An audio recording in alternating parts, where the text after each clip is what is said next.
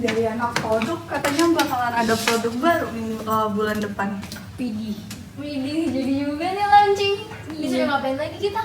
Iya sih, bakalan launching bulan depan. Katanya sih, kata Pak Sarno disuruh mikirin strategi promosinya sih, supaya nanti minggu depan bakalan ada rapat sama anak produk.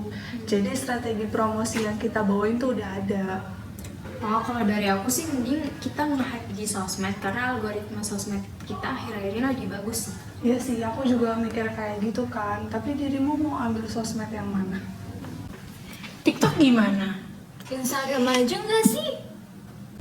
TikTok lebih cepat viral sih, sekalinya FYP engagement kita langsung bisa naik drastis.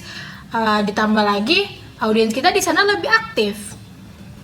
Iya sih, tapi TikTok tuh engagement-nya lebih cepet turun juga. Orang-orang di sana suka scroll dan nggak banyak yang lihat bakal ingat brand kita. Instagram lebih solid buat branding jangka panjang. Branding oke juga sih, tapi kita juga butuh traffic. Kalau kita cuma ngandelin Instagram, kita bakal kalah sama kompetitor yang udah gas di TikTok. Tapi Instagram tuh bisa kasih kombinasi yang lebih stabil. Engagement kuat di feed dan stories, terus marketing influencer bisa kita kontrol. TikTok tuh nggak bisa diprediksi. Bentar, dua-duanya penting kok. Kenapa kita harus pilih salah satu? Kita kan bisa bikin strategi gabungan nih. Misal di TikTok kita bisa bikin semacam challenge gitu buat hype. Terus kita bisa retarget di Instagram buat storytelling dan juga nurturing audience. Nah, kayaknya itu ide yang bagus deh. Strateginya bagus dan bisa digabung. Instagram tuh kita bisa buat engagement, kalau TikTok tuh buat awareness. Nah, habis itu kita bagi aja kontennya. Kalau di TikTok tuh kontennya lebih fun dan cepat, sedangkan kalau di Instagram lebih mendalam dan strategis. Boleh juga tuh. Berarti kita harus bikin konsep campaign yang konsisten di semua platformnya nih. Misal di TikTok kita lebih fokus ke challenge dan juga interaksi. Terus di Instagram kita lebih fokus ke storytellingnya. Dan di Twitter juga kita bisa bikin thread untuk edukasi soal produknya itu. Boleh juga, kita tambahin di Twitter juga. Nah, yang khawatirnya tuh kan konten kita di TikTok tuh nggak FYP ya. Jadi aku saranin lebih baik kita nambah iklan berbayar ya, supaya konten kita tuh bisa FYP dan engagementnya jadi lebih tinggi.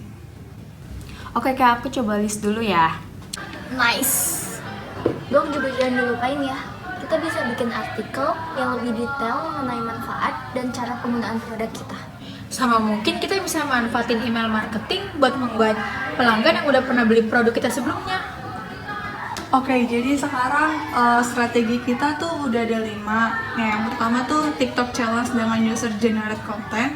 Terus juga ditambah iklan berbayar tuh. Terus juga yang kedua Instagram, dia bisa pakai storytelling dan ditambah influencer marketing. Terus yang ketiga tuh ada Twitter buat edukasi sama engagement. Sedangkan yang keempat kita punya blog.